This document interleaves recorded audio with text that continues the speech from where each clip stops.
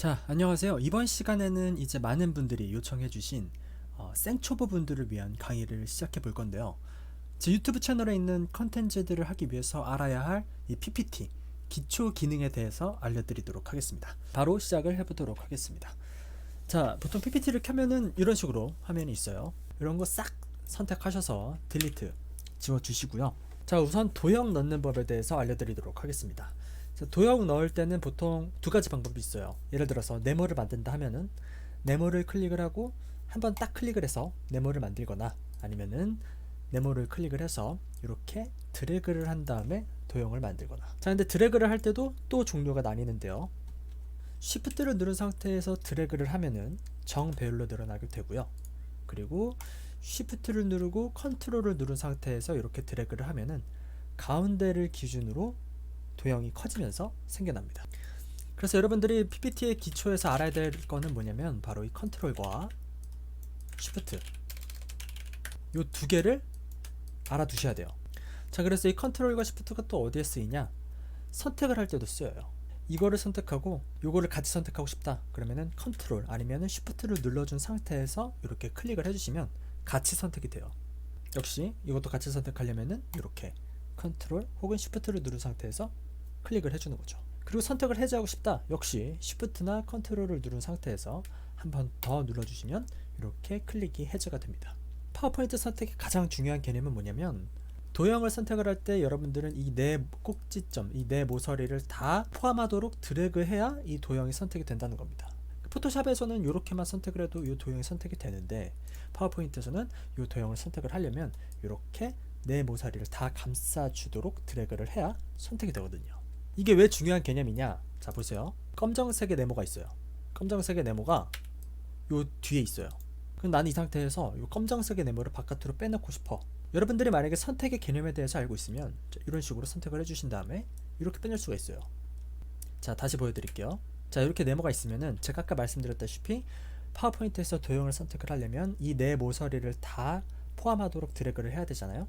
이렇게 드래그를 하면은 요 사각형의 네 모서리만 포함해서 드래그를 하는 거기 때문에 요 뒤에 사각형만 선택이 되는 겁니다. 그래서 요거를 바깥으로 뺄 수가 있는 거예요. 이게 선택의 개념이에요. 자, 그리고 이제 이동의 개념에 대해서도 배워볼 건데, 이동을 할 때 여러분들이 이제 일직선으로 옮기고 싶다 그러면은 쉬프트를 누른 상태에서 옮겨주시면은 이렇게 일직선으로 옮길 수가 있습니다.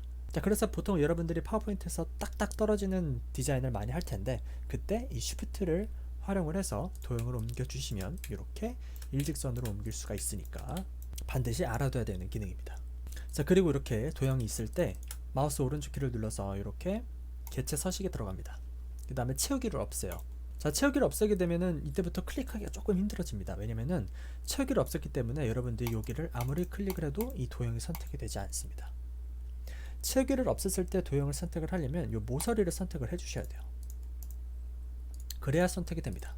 그래서 많은 분들이 이렇게 채우기가 없는 도형을 선택을 할 때는 이렇게 드래그를 통해서 많이 선택을 하곤 합니다. 자, 여기까지가 선택의 개념이고요. 다음은 이제 텍스트 박스의 개념이에요.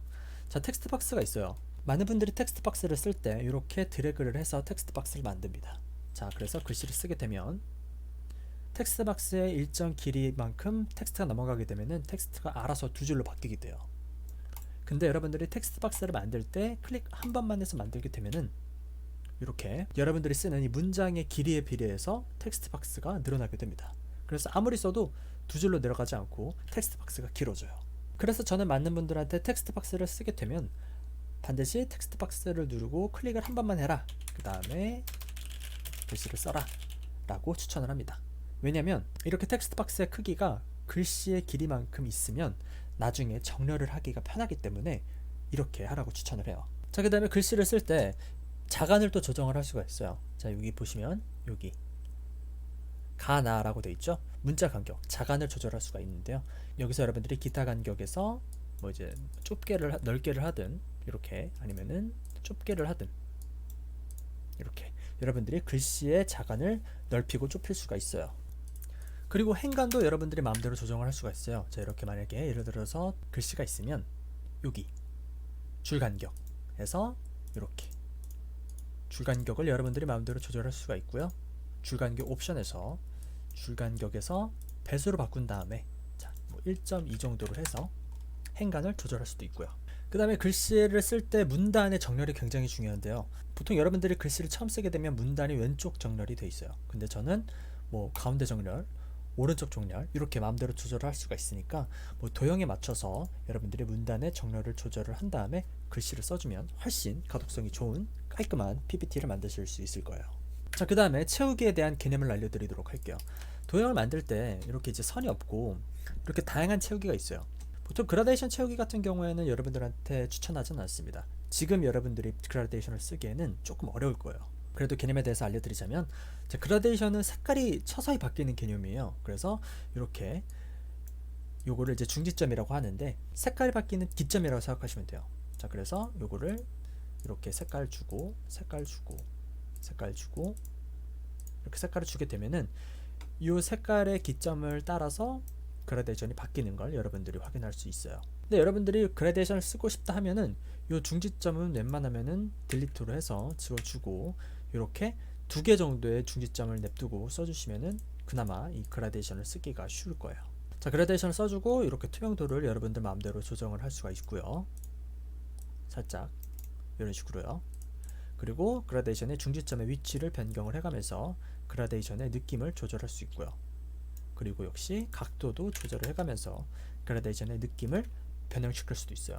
그리고 여기 보시면은 종류가 있어요. 선형 같은 경우에는 일직선으로 떨어지는 그런 그라데이션이고요. 경로형 같은 경우에는 가운데서부터 바깥으로 퍼지는 그런 그라데이션이고요. 이렇게 이제 다양한 종류가 있으니까 여러분들 마음대로 써주시면 돼요. 그리고 패턴 채우기도 있어요. 패턴 채우기 같은 경우에는 저는 요거를 많이 사용을 해요. 이렇게 격자 같은 모양인데 요거를 배경 색깔 굉장히 비슷한 색깔로 하면은 좀 약간 모는 종이 같은 그런 느낌을 낼 수 있어서 많이 활용을 하곤 합니다. 자, 그 다음에 선의 개념에 대해서 알아볼 거예요. 자, 선을 만들 때도 Shift의 개념이 적용이 됩니다. 아까 일직선으로 이동하기 위해서 Shift를 누르라 그랬죠. 선을 만들 때도 똑같아요. Shift를 누르고 선을 만들게 되면은 일직선으로 선을 뽑을 수가 있어요. 그리고 여기에 선에 다양한 서식이 있는데요. 다 볼 필요는 없고요. 자, 너비를 보통 이렇게 두껍게 하고 그 다음에 끝 모양 종류를 원형으로 바꾸게 되면 이런 식으로 끝 모양이 둥근 선을 만들 수가 있어요. 보통 이게 이제 디자인을 하실 때 많이 활용되는 기능이고요. 그리고 이제 투명도를 역시 높일 수도 있고 색깔을 바꾸는 거는 당연하게 할 수도 있고요. 근데 이거를 점선으로 만들고 싶다 하면은 요 대시 종류가 있어요. 대시 종류를 이렇게 여러분들이 마음대로 점선으로 설정을 하실 수가 있고요. 역시 끝 모양 종류를 바꿔주게 되면은 이런 식으로 선의 모양을 여러분들 마음대로 조정을 할 수가 있게 됩니다. 그래서 지금까지 배워본 거를 활용을 해볼게요. 자, 보세요. 네모를 만들어요. 네모를 만들 때 Shift를 누른 상태에서 이렇게 정사각형 네모를 만들어 주고요. 그 다음에 선을 없애고 단색을 이렇게 검정색으로 채워주도록 할게요. 됐죠? 그 다음에 글씨 텍스트 박스 누른 다음에 한 번만 눌러주시고 키워드 01이라고 적어주도록 합니다. 글씨체는 주마켓 산스를 써주도록 할게요. 자, 주마켓 산스로 써주도록 하고 텍스트 옵션에서 흰색으로 바꿔주고 그 다음에 가운데다 가져다 줍니다. 그리고 선을 그어줄 거예요. 선을 그어주신 다음에 선을 흰색으로 바꿔주고 너비를 3.5pt로 준 다음에 그 다음에 길이를 살짝 늘려줄 거예요. 길이를 살짝 늘려줄 때는 Shift를 누르고 방향키 우측키를 누르게 되면은 이런 식으로 마우스를 활용하지 않아도 선의 길이를 늘릴 수가 있습니다. 늘려준 상태에서 이제 끝 모양 종류를 원형으로 바꿔요. 됐죠? 그 다음에 이제 이 키워드에 대한 설명을 적어주도록 할게요. 자, 적어줬으면 이제 문단을 센터 종류로 바꿀 거예요. 자, 홈에 들어가서 여기 문단을 가운데 맞춤으로 할 거예요. 이 가운데 맞춤에 대한 단축키는 컨트롤 E입니다. 텍스트 박스를 누른 상태에서 컨트롤 E를 눌러주게 되면은 이 문단이 가운데 정렬로 바뀌어요. 그리고 주마켓 산스 보드가 아니라 라이트로 써주도록 할게요. 자, 그 다음에 글씨 크기는 줄여주도록 할 거예요. 여기 있어요. 여러분들 글씨 크기를 작게 하는 거는 컨트롤 시프트 요 꺽쇠예요. 이거 눌러줘도 되고요. 단축키로 눌러줘도 되고요. 자, 이렇게 써주도록 하고요. 그 다음에 이 텍스트 길이에 맞게끔 이렇게 도형 크기를 조절을 해줍니다. 자, 이렇게 간단하게 키워드 박스를 만들어 봤어요. 그 다음에 F5를 눌러서 슬라이드 쇼를 시작을 하게 되면 이렇게 간단한 키워드 박스를 만든 거를 확인을 할 수 있습니다. 한 번에 다 알려드리면 여러분들 너무 힘드니까 오늘은 여기까지.